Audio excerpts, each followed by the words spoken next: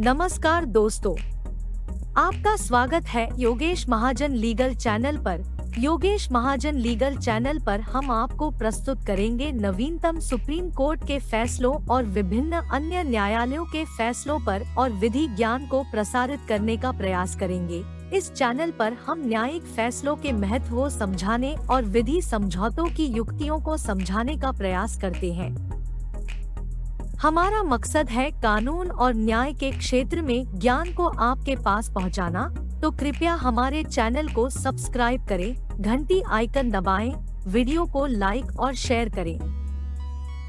दोस्तों, माननीय Jharkhand high court का एक फैसला आया है, जो एक ऑर्डर आया है वो 30 अप्रैल 2024 का है और इसमें जो क्रिमिनल रिवीजन नंबर 264 ऑफ 2016 का है और ये petitioners versus state of Jharkhand का ये केस है। इसमें जो पेटिशनर को 498 में ट्रायल कोर्ट में सजा सुना दी थी और 2 साल की जो इम्प्रिजनमेंट की सेंटेंस अवार्ड की थी और हस्बैंड ने आगे क्रिमिनल अपील फाइल की थी सेशन कोर्ट में, जो कि खारिज कर दी थी। फाइनली यहाँ पर माननीय हाई कोर्ट में एक क्रिमिनल रिवीजन फाइल की गई जो अपीलेट कोर्ट के ऑर्डर के अगेंस्ट में, लेकिन यहाँ पर माननीय हाई कोर्ट ने यह पाया कि जो वाइफ ने जो एविडेंसेस लीड किए थे वो उसमें कोई इन्फर्मिटी नहीं है, तो ऐसे में इंटरफेरेंस करना ठीक नहीं होगा और जो जो उसके जो वाइफ के एविडेंस को रिब्यूट भी नहीं किया गया था। और लेकिन यहाँ पे पाया कि जो वाइफ है उन्होंने सेकंड मैरिज थी वो कर ली थी और अपने हस्बैंड के साथ जो पीसफुली जो है सेटल मैरिज जो मैट्रिमोनियल लाइफ है वो मीन्स सेटल कर रही हैं, मीन्स रह रही हैं। और ऐसे में जो हस्बैंड को मीन्स यहाँ पर जो फर्स्ट हस्बैंड है जो पिटिशनर है उनको वापस जेल भेजना एंड्स ऑफ द जस्टिस नहीं होगा, तो इसलिए section 4 probation of offenders act के तहत उनको हस्बैंड को under certain terms and condition पे छोड़ दिया। तो आइए हम इसके कंटेंट्स को देखते हैं, समझने की कोशिश करते हैं माननीय हाई कोर्ट ने क्या फैसला दिया था। और ये प्रोनाउंस्ड की गई थी जजमेंट 30 अप्रैल 2024 को और ये ग्राउंड्स रेस किए थे कि जो पिटिशनर है और लर्नड एपीपी ने जो स्टेट थे वो उनकी दोनों की कंटेंशन सुनी और यहाँ ये बताया कि जो क्रिमिनल रिवीजन थी वो जजमेंट आई थी क्रिमिनल अपील में एडिशनल सेशन जज के जो ऑर्डर के अगेंस्ट में फाइल की थी, जो डिसमिस कर दी गई थी हस्बैंड की अपील को। और इसके बाद जो ऑर्डर था वो ट्रायल कोर्ट का ये था कि 498 में हस्बैंड को इंडियन पीनल कोड में सजा सुना दी गई थी, 2 साल की रिगरस इम्प्रिजनमेंट दे दी थी और फाइन था 3000 रुपये का जुर्माना था, जो कि सेशन कोर्ट ने कंफर्म कर दिया था। और फैक्ट्स क्या थे कि जो इन्फॉर्मेंट है उनकी जो शादी हुई थी जो प्रेजेंट पिटिशनर के साथ 1999 में सो डेट को under Hindu rights and customs के तहत। और ये बताया गया कि मैरिज में कैश, ज्वेलरी और अदर आर्टिकल्स दिए गए थे 75 to 80,000 रुपीज़ कि जो है प्रेजेंट किए थे फादर ने। और फिर उसके बाद वो मैट्रिमोनियल होम में रहने लगी थी। फिर बताया कि हस्बैंड ने 28,000 रुपये की डिमांड की थी कि वो बॉम्बे जाना चाहते हैं और काम करना चाहते हैं और साथ में कहा कि अपने पेरेंट्स को मीन्स कहा कि वो लेकर आए, मीन्स जो वुमेन के पेरेंट्स को कहा कि अरेंज करें। और यहाँ पर इन्फॉर्मेंट को फुलफिल करनी पड़ी डिमांड्स को, फिजिकल और मेंटली हरास किया गया और टॉर्चर किया गया। और इन्फॉर्मेंट अपने फादर को बुलाया, फिर वो फ्रेंड्स के साथ मैट्रिमोनियल हाउस में आए और मैटर को नेगोशिएट किया और कहा कि वो डिमांड को फुलफिल नहीं कर सकते हैं। उसके बाद हस्बैंड ने बात करना बंद कर दिया। उसके बाद 1999 में दिवाली के फेस्टिवल में इन्फॉर्मेंट को म्यूचुअली असॉल्ट किया गया और उसको मीन्स एक विच कहा गया और टॉर्चर किया गया और हरास किया गया various ways by calling so and so names के साथ। और फिर उनको हाथ बांध के एक कॉट में रखा गया और एक आग के सामने जिसमें चिली और मस्टर्ड स्मोक था उनको दिया गया और फिर उनको बंद कमरे में रखा गया जिससे वो अनकॉन्शियस हो गई। फिर उसके बाद 2000 में मकर संक्रांति में इन्फॉर्मेंट ने के जो फादर हैं मैट्रिमोनियल होम में आए, उन्होंने देखा कि इन्फॉर्मेंट की कंडीशन काफ़ी मिजरेबल है और पोलाइटली रिक्वेस्ट किया हस्बैंड और इन-लॉज को कि वो अच्छे से रखें, लेकिन फादर को भी डैश्ड और स्लैप्ड किया गया और मैट्रिमोनियल होम से निकाल दिया गया। और उसके बाद फादर ने एक पंचायत बुलाई और एमिकेबल सेटलमेंट कराने की कोशिश की गई, लेकिन rather her husband was attempt to perform second marriage की है, मींस जो है वो की थी उन्होंने। और फिर उसके बाद पंचायत आई और लेकिन उसके बाद भी उन्होंने रखने से मना कर दिया। और फिर इसके बाद कंप्लेंट फाइल की गई और लेकिन कंप्लेंट 156(3) में सीआरपीसी में कंप्लेंट फाइल की गई, एफआईआर रजिस्टर्ड हुई। ट्रायल कोर्ट ने पिटिशनर को गिल्टी पाया और रिगरस इम्प्रिजनमेंट सुना दी और क्रिमिनल अपील भी जो है वो खारिज कर दी गई थी। और यहाँ पर ये बताया कि पिटिशनर जो हैं वो एक्विटेड हो गए थे। अब ग्राउंड से रिस्की कि पिटिशनर एक्विटेड हो गए थे, सिर्फ 498 के चार्ज थे, कोई भी एलिगेशन नहीं थी। फैमिली मेंबर्स भी एक्विटेड हो गए हैं और 2 एविडेंसेस थे, उनको चार्जशीट में एज ए विटनेस के तौर पर नहीं डाला गया, इसलिए इनके एविडेंस को रिलाई नहीं करना चाहिए। तो ये सब ग्राउंड्स थे वो रेज किए थे।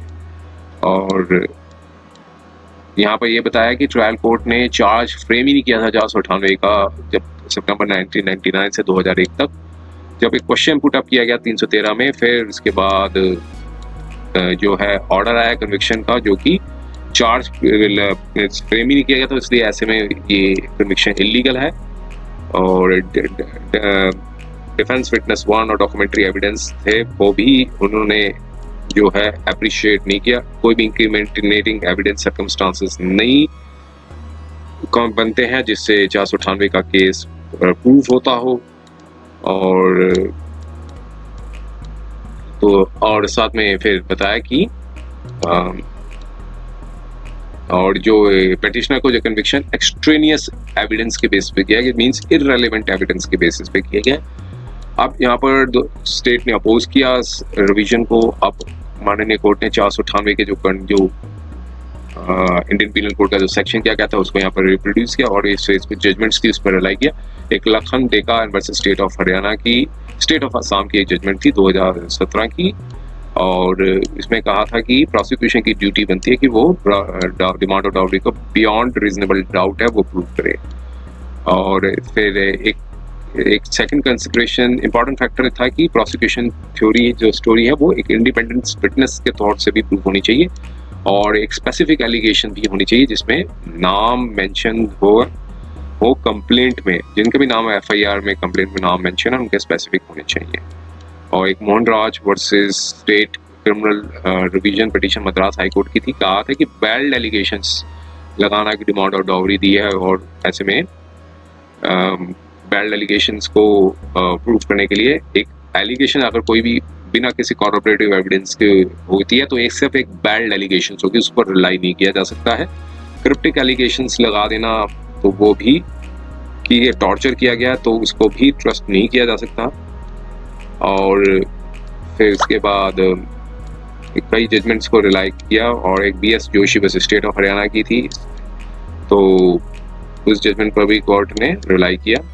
और अब इस मटेरियल एस्पेक्ट्स को केस को भी कोर्ट ने देखा कि कंप्लेंट पिटीशन में स्पेसिफिकली कहा था कि वो रिसाइड कर रही थी मैट्रिमोनियल होम में 5 से 6 महीने के बाद शादी के बाद। फिर उसके बाद 28,000 रुपये की डिमांड मांगी गई कि बॉम्बे जाना चाहते हैं पिटीशनर, और लेकिन उसकी डिमांड पूरी नहीं हो पाई।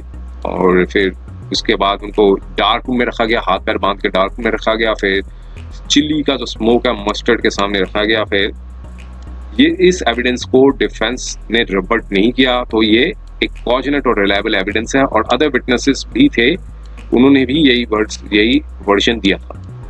तो यहाँ पर कोर्ट ने पाया कि कंसिस्टेंटली कॉर्पोरेटिव वर्जन था कंप्लेंट और इन्फॉर्मेंट का, और कंडक्ट ऑफ बिहेवियर था जो एविडेंस का था इन्फॉर्मेंट का वो प्रेजेंट पिटिशनर के अगेंस्ट में था, और ये क्रूल्टी की दायरे के अंदर आता है।